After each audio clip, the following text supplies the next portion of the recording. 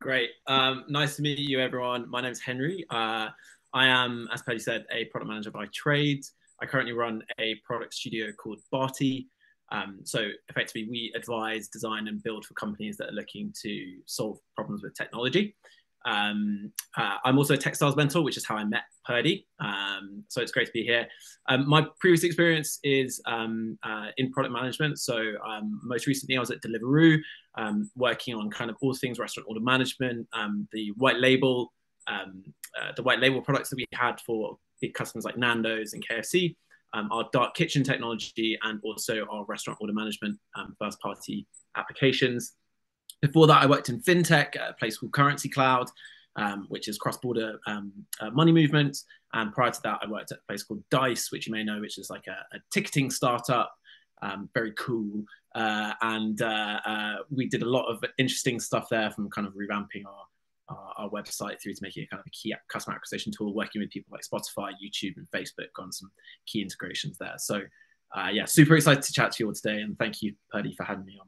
Yeah, of course. And for the cohort members, just keep the questions coming in the chat. We're going to do the same format as usual. So I'll speak to Henry for 25 minutes or so, and then we'll go to Q&A. But if there's any burning questions you have as we're running through, then just pop it in the chat and we'll make sure that we get to it.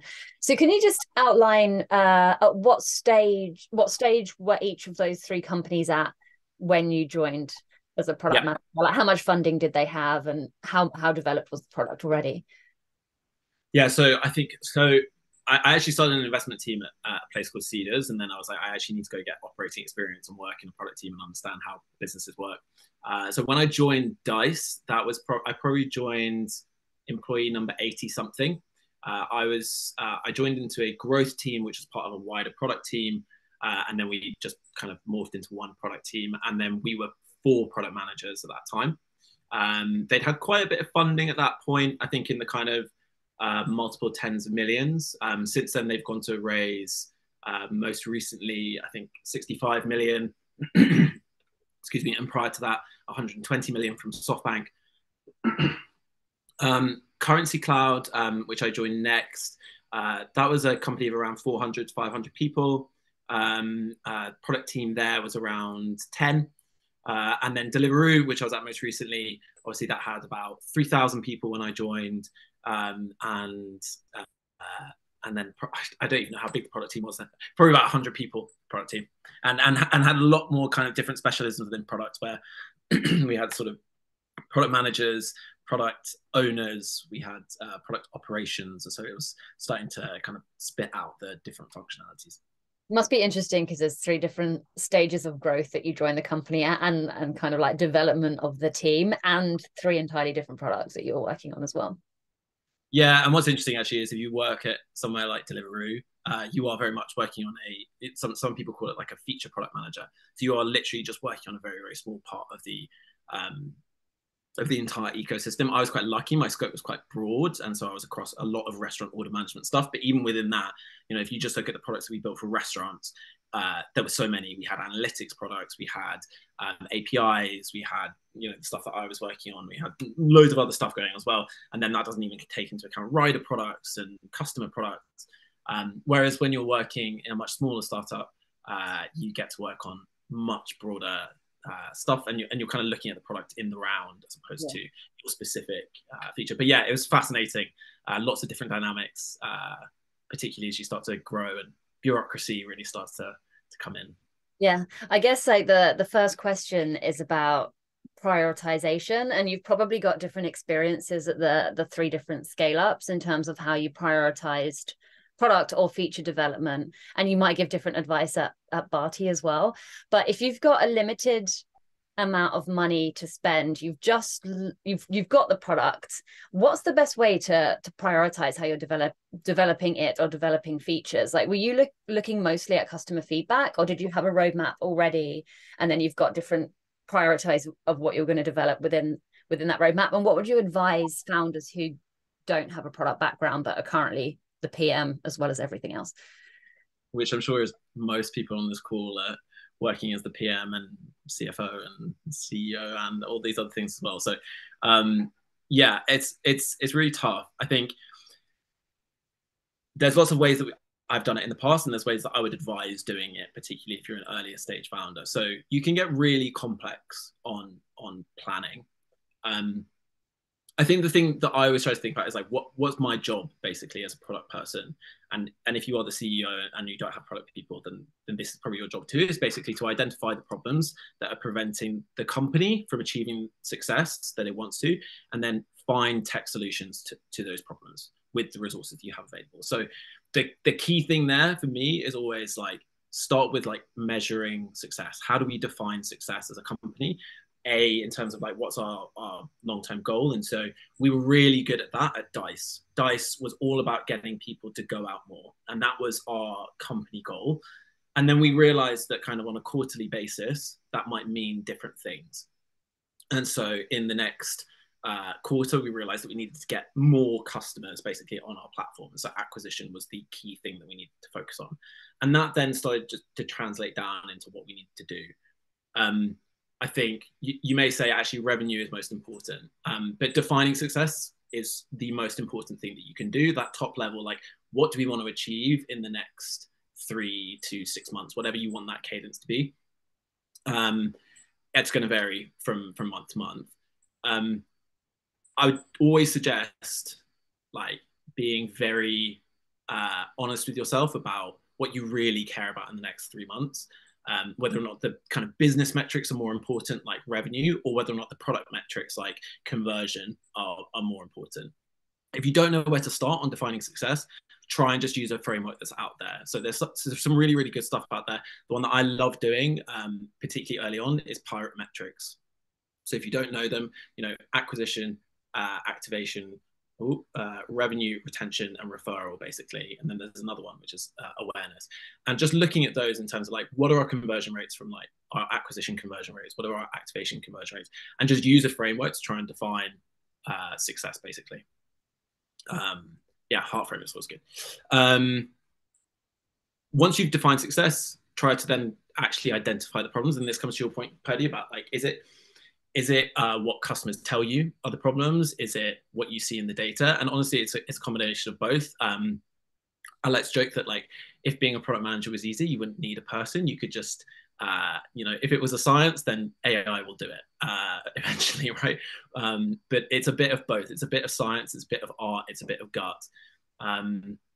I typically like to start using quantitative data if you have it available. And that's not always possible if you're in the very early stages of a product. But if you do have data and you have defined success, so, we want to acquire more customers, where are they dropping off, first of all? If you know that you are actually getting a lot of people to your landing page, but that not many people are converting, actually putting their email address in, for example, your problem is probably on that landing page. If you're actually getting people to put in their email address, but they're not confirming their sign up, you've probably got a problem there in that sign up link. And so like really looking at the quantitative data can help you just identify bottlenecks or identify areas of focus. And then support that with qualitative data. And so there's loads of ways that you can do this. You probably have done a bunch of this stuff already, like surveys or user interviews. But don't forget to look at some, if you have a product already out there, don't forget to look at some other stuff which might not be as obvious. So stuff like bug tickets, for example. Bug tickets can be really informative as to where problems are. The number of times I've seen a random bug ticket come in that's like, oh, I'm unable to complete my payment, reported by one customer. And then when we've looked at it, we've realized that is a massive problem that is affecting 5% of customers, for example. It happens all the time. So don't forget to look at that stuff. And then the other things is like support requests. So where is your support team getting loads and loads of, or you, if you're still taking on support yourself, where are people asking you about, where are most of your support requests coming in? That can be a bit misleading because you want to make sure that you're not looking at just the support request. You need to look at support requests in the round of what you're trying to achieve, but that's other stuff that you can look at. And then once you've defined what the problems are, think about the solutions and start to prioritize them. Again, use frameworks if you don't know how to think about this, and those will just keep you honest. So there's some stuff out there, maybe you've already talked about them, but stuff like RICE, so reach, impact, confidence, and estimate. This is just, or effort, sorry. This is like a really nice framework for thinking about like which problem is most important to solve now. Other ones that are good, weighted shortage jobs first, it's pretty complex. I wouldn't suggest it if you're super early on. And then like Moscow is like a very simple, nice method. To get cracking with there. And there's loads of stuff out there as well. So I would always suggest like looking for stuff. So there's a guy called Ed Biden. He has loads of really interesting stuff that he does on LinkedIn. He runs something called Hustle Badger, and it has lots and lots of interesting products. Product stuff out there, and then the main man himself, Lenny Rachitsky, who he's amazing. It's a little bit more sophisticated. And then finally, I would just say like talk to people. So that's how I typically think about like prioritization and stuff. But the most important thing is if you've got limited budget, be ruthless and be laser focused. You only have so many resources. Work out what it is that's important to you right now and be absolutely ruthless about that thing. It is okay for some bugs to not be resolved for a while, and that's a really difficult thing to allow to happen, but you will never be able to have a perfect product. Yeah. Did you ever go through any either pivots, like notable pivots across any of the companies, or did you just roll out any products that you thought were going to be really popular and then you just had to kill? Yeah. So we went through a couple of pivots, but thankfully they were mostly they were strategic pivots. So it was based on what I said before, which is we looked at whether or not the goals that we had set 3 months ago were still the goals that we wanted to achieve now. And so a couple of examples, Deliveroo, this was set top down more recently. So that was about profitability in 2022. And then actually we pivoted from profitability to service metrics. So we were able to basically look, and many of you I'm sure have used Deliveroo, and you'll know that like occasionally you'll get cold food or something will come late. And so we would classify these as like bottom 10% experiences, or what we call B10s. We basically said we care more about these B10s than we do about profitability right now. And that's a strategic pivot for us to have to think about. How that cascades down to your product development is really interesting, because then that meant for us, okay, we're not going to be focused on X feature, which was going to make us more money. We're going to be way more focused on making sure that the number of rejections is going down. And so we completely switched focus, and we worked on a rejections project, and we reduced that by 50%, the number of rejections. So that definitely happens, and it's a good thing. I really think it's a good thing if you are re-looking at your like success metrics and how you define success. We did the same at Dice as well. So when we looked at our web platform originally, before I joined the team, they were looking at it as mostly a mobile download channel. What we realized is that those who had already purchased a ticket and then went on to download the mobile application had higher retention over like a 12-month period. And therefore we, based on that quantitative kind of insight, we said, well, then it's more important for us to get them buy first than it is for them to download first. And so we switched our focus for that platform, and we optimized for purchase and then download, as opposed to download and then purchase. It's really tough thing to do, but it's important, and you can make quite a lot of, you can be quite successful quite quickly once you define that success and make that pivot. And yeah, you just have to be laser focused on it as well. And we've killed stuff as well. Yeah, for sure. When did you know? I guess it was just like how much traction it was getting, but when did you know it was time to kill it? I think the one most recently was a white label product at Deliveroo. When we looked at it in the round, it wasn't making us enough money. It was taking a lot of effort from our engineering teams, and it basically just wasn't worth us continuing with. I actually think that unless you have a reason to think about this, so a regular kind of review, then you won't think about it and you'll allow it to continue. And I've seen that happen before with like some of the white label products that we were supporting. We just continued to kick the can down the road, basically. Once we put in regular review sessions about whether or not this product was successful, whether or not it was achieving the success metrics that we set out, we were able to quite clearly state, actually, this isn't doing what we wanted to do, and we need to make a choice now about what our next steps are. The choice really then was, how much effort is it going to be to get it to a level where it will be valuable to the company, and what are the other options, and is that worth it? And basically the choice for us was, actually, this isn't worth pursuing, because the effort required to get it to a place where it will be valuable is going to be so much more. But I think that only came about because we had regular reviews. Yeah. Did you do you have any tips for customer acquisition, or like, I don't know how closely you would work with kind of the go-to-market team, but do you have any tips for like the best ways to roll out a product to maximize either customer acquisition or engagement for founders that are at this stage? Good question. Customer acquisition or engagement on the products as a whole, as opposed to a particular feature? Yeah, or either or. So, I mean, really understanding your customer really well is super important. So understanding who your customer is and exactly what their problem is super important, and asking yourself tough questions about whether or not you are actually solving a problem for them, or whether or not you are building a nice hypothetical thing in your head is really important.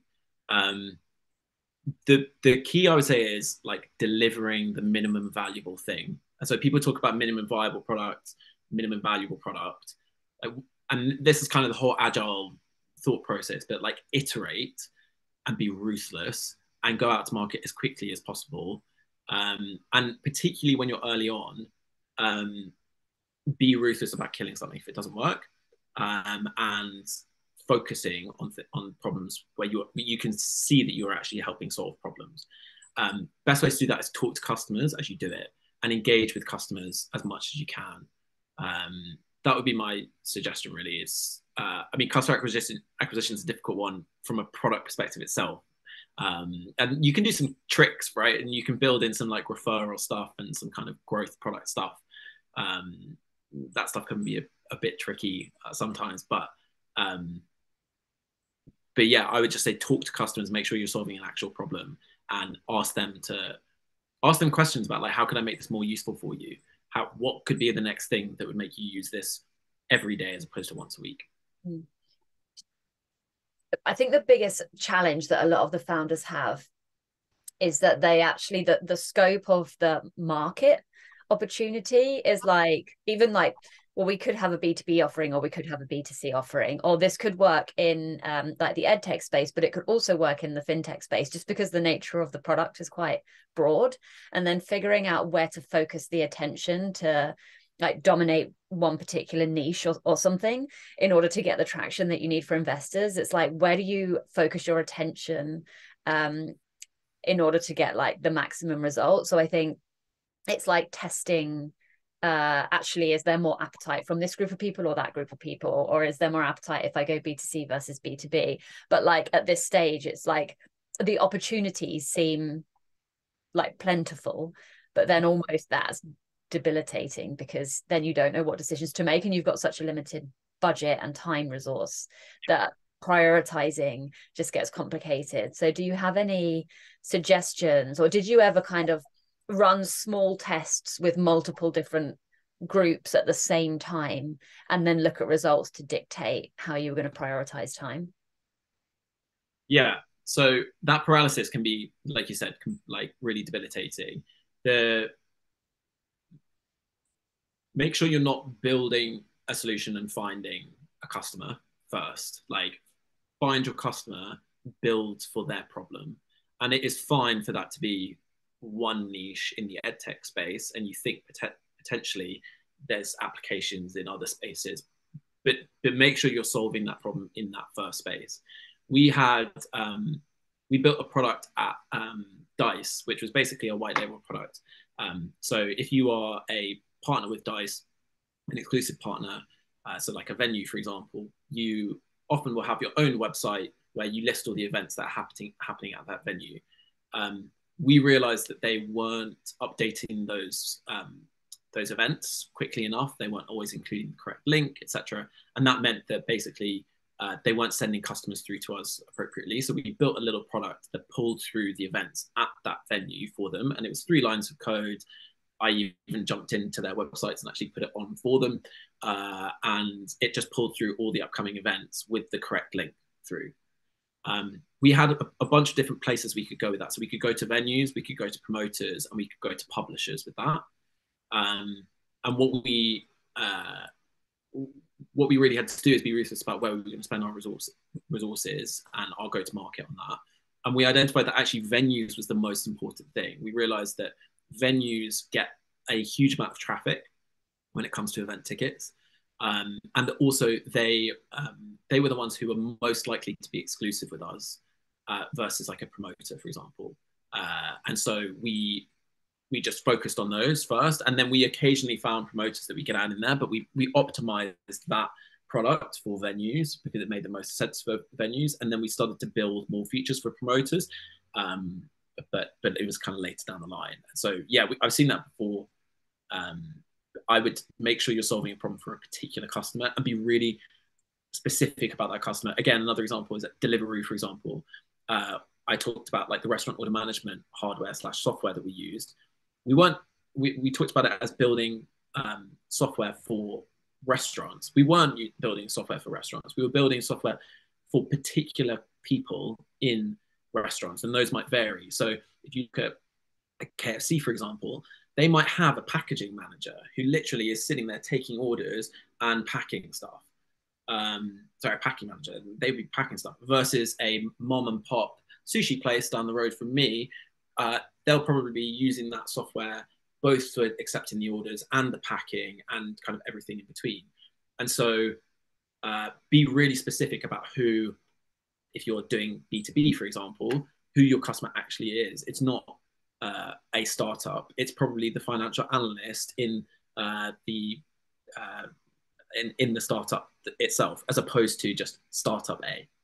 Yeah, that makes sense. Then you can start to drill down on exactly what their problems are. You do some scouting as well, is that right? Investment scouting. I do some investment scouting. So yeah, I'm a scout for a company called Grishin Robotics. So they are based out in the US. They've just raised most recently a $100 million fund, founded by a guy who, if you know Russian internet startups at all, Mail.ru. He was kind of the founder of Mail.ru, exited, set up a fund. The name is extremely misleading. They don't just do robotic startups. They are actually mostly a consumer-focused startup fund. They'll look at B2C and B2B2C stuff. And yeah, pretty sector agnostic, really. Yeah, cool. So when you're scouting, this is a really broad question, and you can answer it in terms of from a product perspective or just generally, but what excites you to the point where you're like, yeah, I really want to refer them in? Yeah, people mostly. I think like successful, interesting, and by successful I don't mean they've exited 4 startups before. I mean they've shown success in a particular industry, probably have domain expertise or kind of business expertise that make you believe that they have an unfair edge in this market. That's the most exciting thing.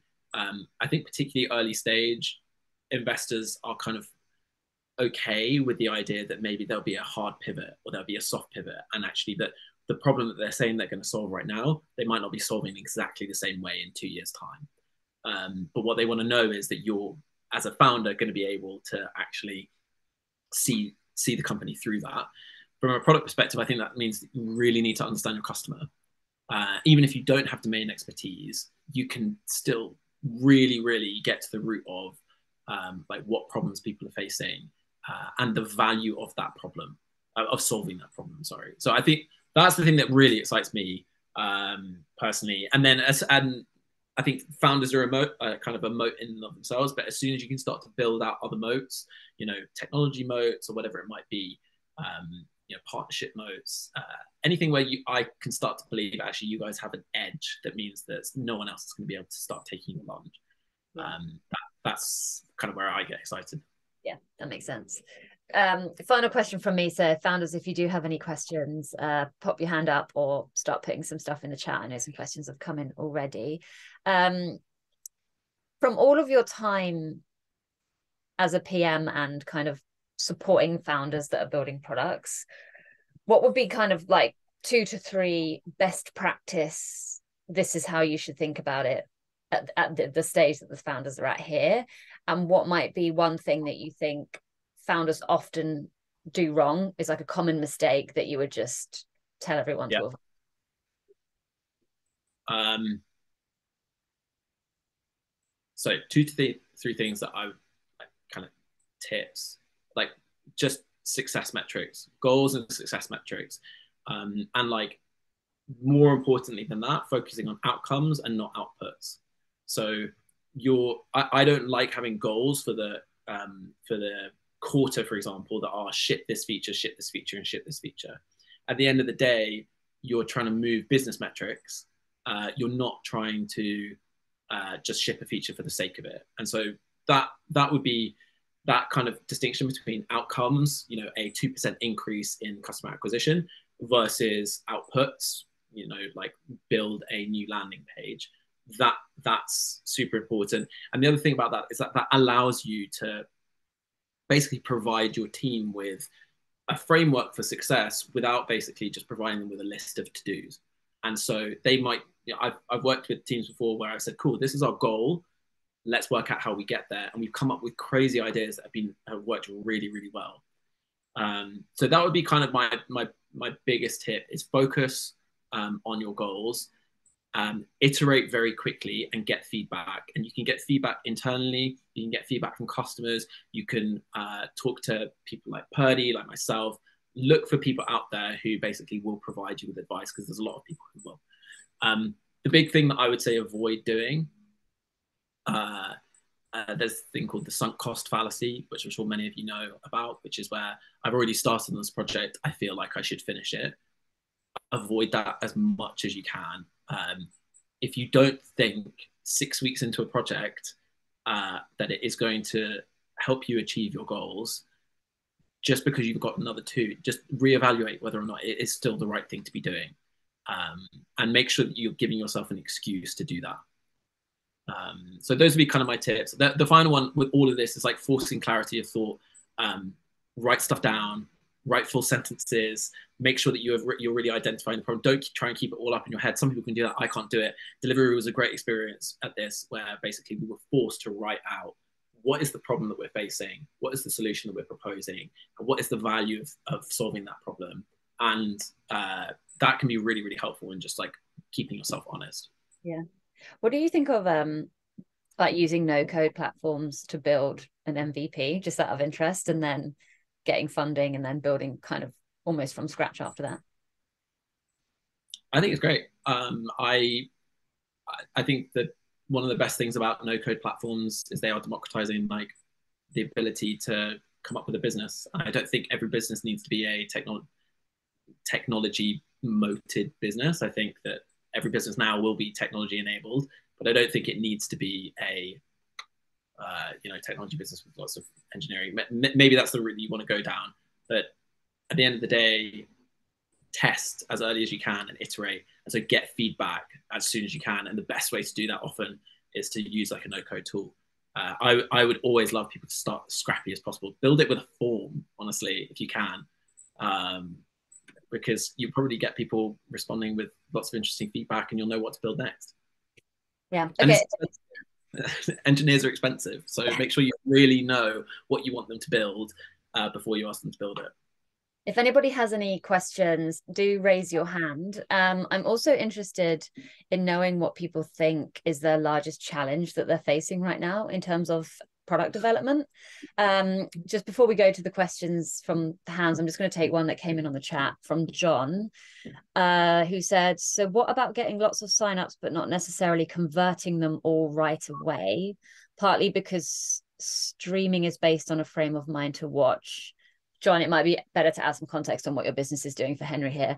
Having started automation process on HubSpot to drive engagement over conversion, any suggestions? John, if you're there, do you want to take yourself off mute? Yeah. So you were talking about like kind of looking at what, different stages. Someone might go to the landing page and then sign up, but we have people signing up, but and people subscribing, but there's a lot of people signing up. And I wanted to know if there are any additional ways that any other suggestions to that, because we are driving conversions, and it's not necessarily a price point because people also buy annuals, which is great. So it's really understanding how to try and convert those signups even more. And I've started to set up loads of automation workflows on HubSpot to try and do that. So yeah, I guess making sure that you've identified exactly what that problem is. So if I'm understanding correctly, you're getting the signups fine. You're actually getting people to buy, but you're just not getting them to buy at the rate that you would like them to. Is that correct? Yeah, exactly. Yeah. So like the number of people that sign up versus buying could increase. And that's where I'm working on the marketing angle to, because before it was all very manual. Now I'm automating it. So because it's such a larger scale to try and automate those things. But yeah, try and increase that. Yeah. So, I mean, I would start by saying, by switching the question probably and saying, like, what is preventing more people from buying? So, and then you can do a bunch of research yourself there. And so you can go and look at the flow, and maybe you say, actually, this is a clunkier flow than I thought it was, for example. And actually, if I was to reduce step 1 and 2, maybe I can get a higher sign up rate. And the other thing is then to just talk to customers and say, okay, cool, thank you so much for signing up. I can see that you haven't purchased a plan. Like, can you tell me why? What was not clear about what we're doing? So I would just flip that question rather think about like, how do I market better? I would just flip it to be like, what is preventing people from signing up, from buying once they've been acquired? Thank you very much. Yeah, it's great. Yeah, I'm going to be doing that.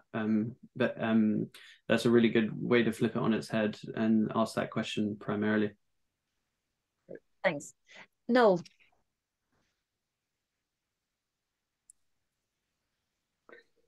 Hi, Henry. Thank you. It's great to hear you speak. I suppose my challenge is effectively trying to measure the impact of our technology and how we use that intelligence to then price our product. So, as a background, from my own experience, as I had a manufacturing business, and from there I learned our pain point of really not having enough time to shop around and source for our input costs. And it was from there that I developed the technology to do that. And we have got a number of companies that are what I call early adopters who are trialing it. And the feedback we're getting is that it's great. We love it. But when we see them opening up the platform to do the sourcing event, it's not as frequent as I thought. But at the same time, we know that they're using it.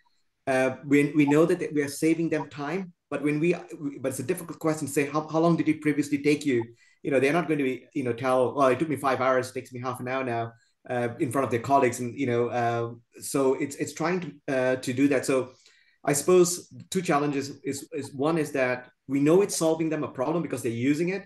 But they're not, we don't know how much time it's saving them. And the second problem is that now that we see them using it, it's not as frequently as we thought it would be, but they still want it. So how do we price that where the usage may not be, so it's really a pricing challenge based on trying to get, intelligence. We have some part, but not the other parts of it. Okay, yeah. So this is a great question and really, really difficult to solve, by the way. Part of what a lot of startups get kind of worried about is very harshly called vanity metrics. And one of those is like how much people are using your product.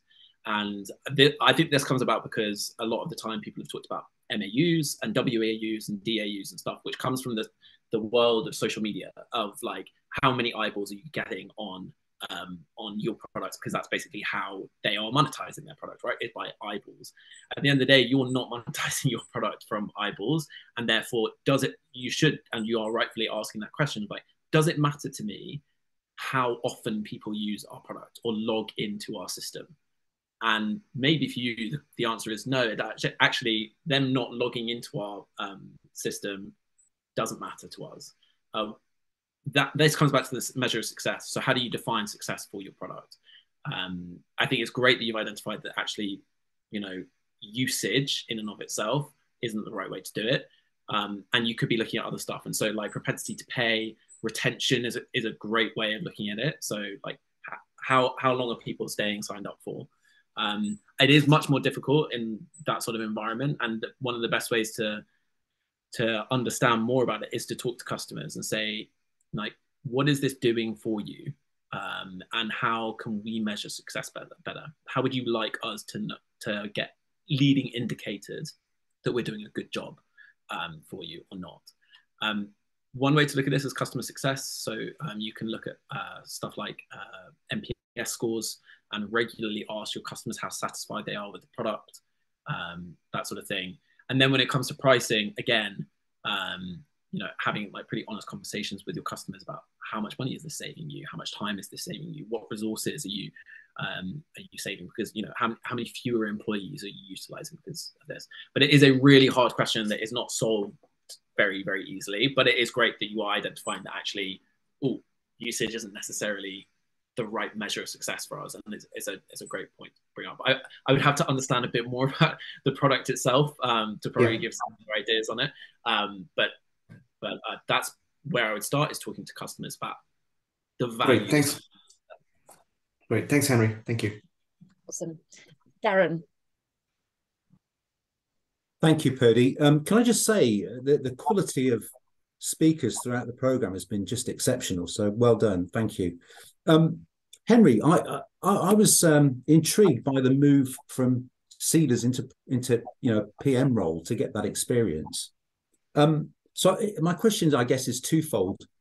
Firstly, I wondered if you could explain a little bit more about Barty and your role within Barty now. And a second question would be, what's next for you? Yeah, sure. So it's Barty. So no, it's fine. It's fine. I set up Barty. So I set up Barty because much as I loved kind of working in the corporate environment, I wanted to make sure that I was doing kind of some more interesting, more kind of self-led stuff. And so it provides me with the ability to do a lot of different stuff. I have a couple of smaller businesses that I might spin out in the new year myself. I get to advise small startups and do this sort of thing where I get really involved in the early stage venture side of stuff. And I can be a sparring kind of partner for people like you guys who might need a bit of ad hoc product advice. And I can do some more in-depth kind of product design stuff as well. So we did recently, we've done some concept product designs for a record label. I'm consulting on like a tire company at the moment on their operations management. So basically, this just provides me with a lot of interesting opportunities. So that's kind of the context about what next, really. Seeders was an interesting move at the beginning. I thought I wanted to be an investor, and then I don't think I do anymore. Thanks, Sarah. Malcolm. Thanks. Henry, my question is about how to communicate partial failure to potential investors. So my company is an online B2C sports betting site, and we were live for the first 6 months of the year, but we kind of cheaped out on the platform. And quite frankly, the platform was so bad that even though we had a really good USP, we couldn't really attract many customers. So we're going to relaunch next week on a better platform, but it'll probably take about 3 months to produce those customer acquisition metrics to override that initial launch. So when I'm communicating, like doing a pitch or something, I default to the truth and I just say basically the truth. But some part of me in my mind says, well, maybe I should say our first 6 months was a complete trial launch. We weren't even trying to attract customers, and we were able to prove out that the model was working. And now we're going to launch on a good platform and then go to full launch. I mean, what's your opinion on that? I embrace it, honestly. It's a framing thing. It's about how you talk about it. It's not I don't look at that as an abject failure in and of itself. I look at that as an incredible learning that you've gained from the first 6 months, is that this platform doesn't work and we have to invest more, which, by the way, tells us that this is not an easy market to enter and this is not an easy technology to enter. We know that now. We built this knowledge. We've also gained some MVP users. We've learned this about our customers. We've learned that about our customers. And we're now going, and actually one question that we talked about a little bit earlier, which is around like no code platforms and that sort of thing. You have minimized the amount of investment to learn quite a lot. And so your return on investment for that learning is way less now than it would be if you'd gone with a more expensive platform, like from the off. And I think it's just a framing question. Look at the positives on it. If you are still able to continue your business with the learnings that you have, then this is kind of a great place to be. And you're so much more informed than you were 6 months ago. Good answer. I think I'm going to steal some of those lines. Thanks. Thanks, Mark. Hi, Henry. Thanks for the chat so far. I've been enjoying your insights. I'm in quite a noisy cafe, which is why I posted the comment in the chat, so I can try by hearing it because it's not too bad. So I'd love to know any tips you have in terms of aligning the dev team better. So the use cases, we currently have a distributed team based in India, which obviously can come with challenges, and we're also looking to hire our first engineer internally. So I'd love to understand any hacks or tips you have around that. I'm a product person by trade, so anything outside of like the standard document the vision and have a clear roadmap stuff as well would be really good if you have any tips there. Yeah, for sure. Yeah, it's a really, really fun one. I have worked with distributed teams as well in India, Russia, and Ukraine. One of the key things that I found difficult is that, particularly, I don't know if they're on a contractor basis or if they're perm. If they're on a contractor basis, often is that correct? They are on a contract. We have runway with these guys for at least the next 10 months because they're part of a grant that we won. So they're kind of locked in, but also know that we will have obviously one foot out the door to eventually build our own internal team if things go well. So I always try to do quite a lot of work to make them feel bought into the product and the vision, despite the fact that they're on a contract basis. And sometimes contractors can look at the work that they're doing as a little bit transactional. And a little bit as check in, check out. That can manifest itself, for example, in like not turning their cameras on when you go to stand-ups, etc. At the end of the day, most engineers that I've worked with really appreciate being brought in to solve problems, and rather than being asked to just kind of to output the things that we want them to output. And so I would bring them in as early as possible in the product process, in that discovery process, talking to them about what they see the problems are, and then try to engage them as much as possible. I honestly, it sounds like a really small, simple trick, but like I found that when I got everyone to turn their cameras on and I was able to engage with them face to face a little bit more, and I was able to say, oh, you don't look particularly happy with that sort of thing, it really lightens people up a little bit.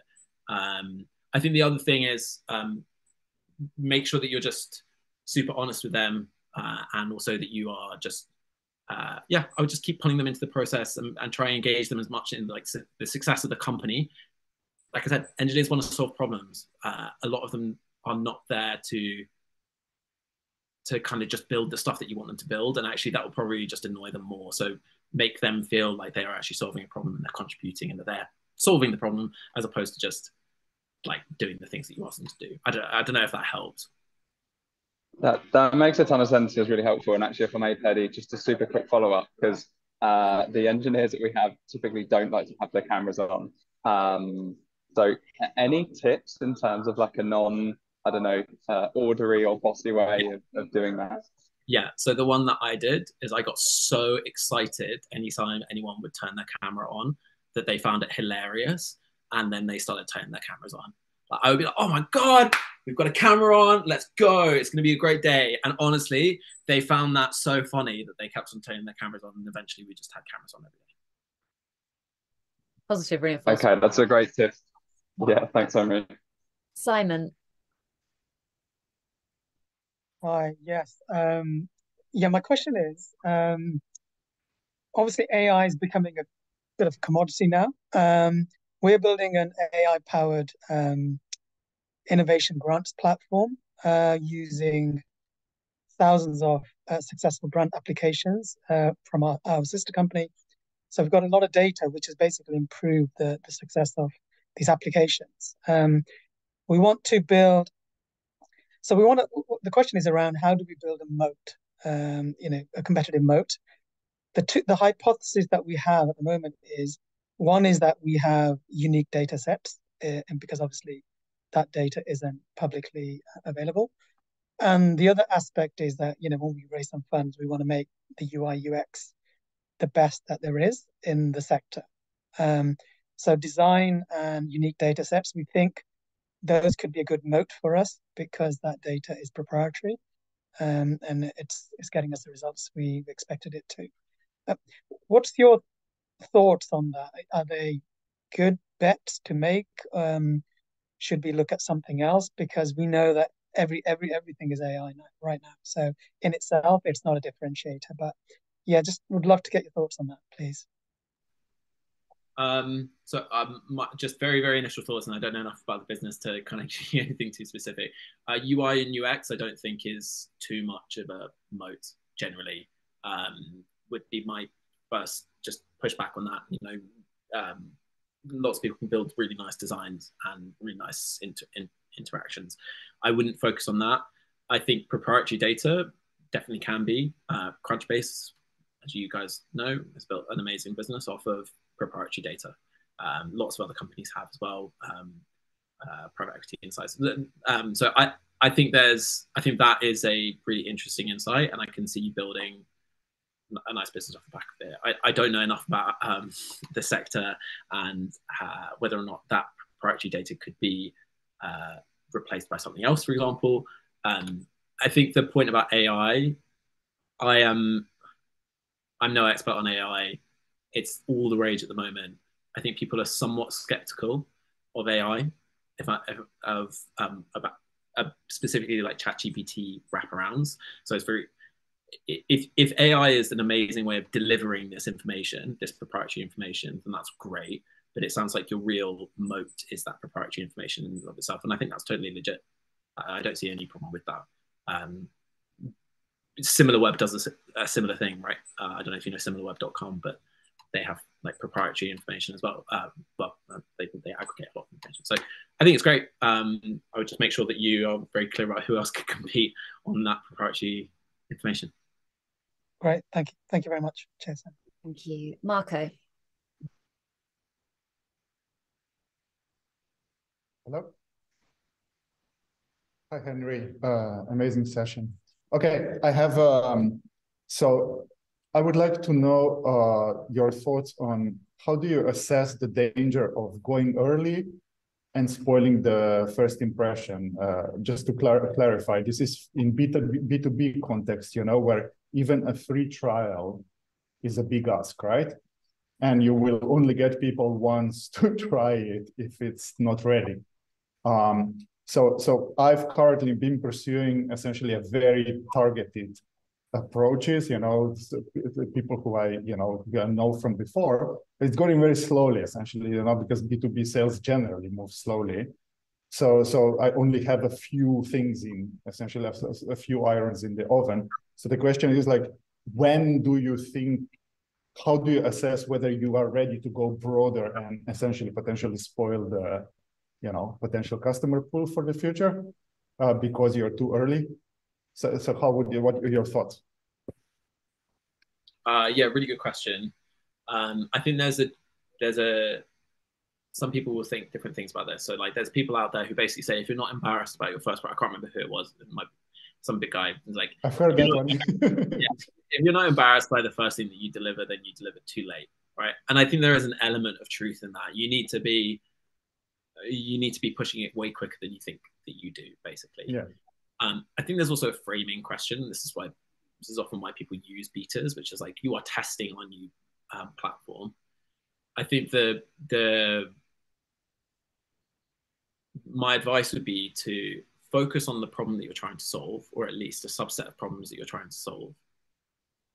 and ensure from your beta customers that you are really solving that problem for them, and then focus on that and go out with that problem, and then start to broaden up and down the value chain, as opposed to trying to come out with a, I don't know enough about your product, but with a kind of full scale solution to a large set of problems. Focus on solving one specific problem really well. And once you've done that, then you should be okay to start going broad with that specific solution for that specific problem. So again, I don't know enough about your product, but that would be my, once you have high confidence that actually your product is solving that specific problem, work out a way to go broader with it. You can do, like I said, you can do, getting early feedback is great, doing betas is great, doing kind of closed betas is great. And I think it is a framing thing of making sure that people understand, like, hey, like, we're still testing this out. Can you give us more feedback, etc. But at some point you need to convert them to paying customers, and maybe you say, hey, we'll do a free trial for X, and then you move on. And if they're willing to pay, then clearly it's solving a problem for them. Yeah, okay. I mean, but my problem is specifically that it's extremely broad scope. Essentially, it's general purpose configuration management solution for any software, right? So, you know, when you're starting, essentially, there's a huge amount of experimentation, even in the UI. How do you interact with this kind of system? So it's really pre-beta testing, because you're just discovering certain things, like how do you even approach them, right, from UI perspective and all that. So yeah, okay, thank you very much. And like I think that, yeah. In that instance, I would probably try and like drill down, like further into, like, if it's a general thing, then, and it will be used for lots and lots of different types of things. What is the most likely thing that it will be used for, and then focus on that first. Yeah, just find a useful feature and build from there, right? And then you can pigeonhole yourself. If you pigeonhole, then you rebrand, I guess. But you know. Yeah, and you don't need to rebrand necessarily. I think user stories can be really useful here as well. So if you haven't seen user stories before, it's worth taking a look. You know, as a restaurant, I want to do X so that I can do Y.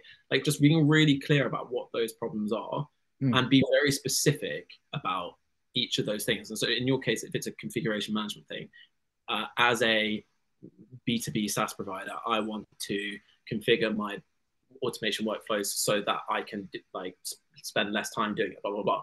Like, be really specific about that, and go further down and further down and further down. And focus on one problem and solve it. Thank you.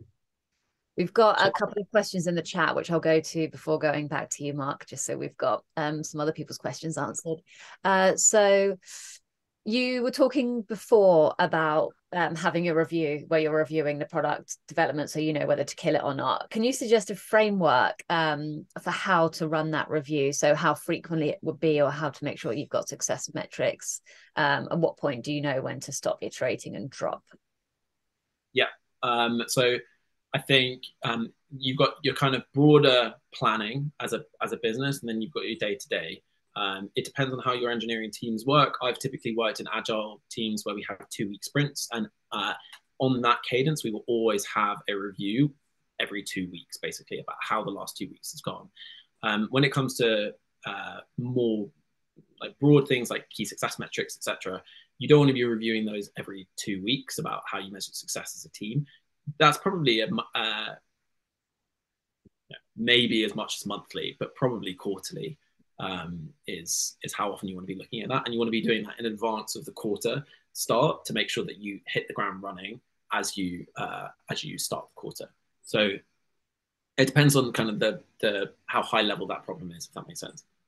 Awesome, thanks. And then with pricing, so Simones is trying to figure out the best way to price the product. But if you're asking your users or customers, how do you ask them in a way that doesn't lead them to a particular answer? Yeah, leading questions. It's really difficult, and you get there's people who specify in this, like user researchers are just absolute experts making sure that they're not asking any leading questions. It's probably not my forte, to be honest with you, but you just have to make sure you watch yourself and say, can you tell me, for example, can you tell me how you would do X? So how would you sign up on this page? and talk me through what you're doing, and just get them to give you a voiceover as you watch them. And when they say, am I supposed to do this? Ask them a question back and say, why do you think you're supposed to do that? What about this page tells you that you're supposed to do this? And just, you're not there to answer questions for them. You're there to ask questions and understand how they think. So basically, I would say just be as curious as possible about everything that they think. And yeah, don't ask them leading questions. Just ask them, give them a goal, and then be curious about how they got there. Yeah, we've had someone come in before, and they said you kind of ask what the limitations are within the pricing bracket. So how much would be so much that it's prohibitively expensive for you, and how much is so cheap that you don't trust the product anymore. And if you ask enough people that question, you get to kind of two ends of the bracket. Then you know generally what area you should be pricing it in, and then you decide whether you want to be kind of luxury premium, so then you go for the top part of the bracket, or what you're optimizing for after that point, which might help. Apologies about pricing, sorry. Yeah, absolutely. I think that's a great way. And also making sure you really understand that customer and the propensity to pay. Yeah, it's a good framework. Mark, we've got a minute, but last question over to you. Yeah, I'll try and squeeze it in. We've spoken a lot about customer discovery, and specifically laser focus on the problem, right? Which I love. I'm a big proponent of that. I would love to hear, and I guess I'll try and make it useful for people on the rest of the call, so try and frame it from a startup perspective. But what are your favorite ways or kind of tips that you have in terms of recruiting? So finding people to actually do the discovery with in the first place, and then also asking the questions. So as you said, you're not a research background, but again, if you had any tips in terms of how to guide that conversation from a non-biased perspective, so you're getting the real nuggets of information that are actually going to help you drive the business moving forward. So I'll try and keep it brief because I know we're at time. My biggest piece of advice is have no shame. Like, ask your customers and just go and find them and say, hey, I'd love to ask you a couple of questions. Like for me, that was, for example, that was restaurants, for example. Just go into a restaurant and talk to them and say, hey, who can I speak to about this specific problem that I think you might be facing? I work here. I can't kind of endorse that enough. And then, yeah, like I say, like try to just be as curious as possible, and just, yeah, like I said, have no shame, be as curious as possible, and go from there, really. And I think hopefully that kind of stands you in good stead. Sorry, I feel like I could go into that in a bit more detail, but no, that's great. I think something as well that I think could maybe be useful for others if they're doing this, that I think has worked well for me, is just using the superpower of being a startup. So, be open and honest, that it's super early stage, and treat it as a discovery call, right? And not a sales call, because a lot of people are fed up of being sold to. So I think it's quite refreshing to say, look, I'm actually just doing some research and I'm trying to solve this problem. And if they resonate with it, maybe they'll hop on the call. But that's worked very well for me. Yeah. Yeah, I've actually got one last question for you, Henry, if you've got a minute, because everybody's aspiration is obviously to raise funding and then start building their own teams, and they're going to be employing product managers. So out of your experience, what was your favorite company that you worked for and why? Ooh, great question. I think it would probably be Dice. Dice was probably the most stressful. We went through multiple funding rounds when I was there, but the problems I got to solve were amazing. They were close to my heart. It's a music company, and I made some amazing friends there. It was full of smart people, and yeah, the scope of my role was just great. I got to do a bunch of different stuff, and because it's early, that's the great thing about startups, is like the success that you can have and the impact that you can have as a product manager is so great at a smaller startup. And so yeah, I loved that. When you go to Deliveroo, sure, you can do a 2% increase in something, and maybe that will have a great impact. But at the end of the day, it's a massive company, and you're unlikely to affect the top line by 25% unless you're working on some massive product. Yeah, that makes sense. Thank you so much, Henry. We will let you go. Everybody else stay on, because we're going to do some pitch feedback, not mandatory. So if you need to run, do so. And Henry, are you going tomorrow to the Techstars demo day? Yes, I'll see you tomorrow. I'll see you there. I'll see you there. Bye. Thanks, everyone. Bye. All right. I know we already have a few of you who have asked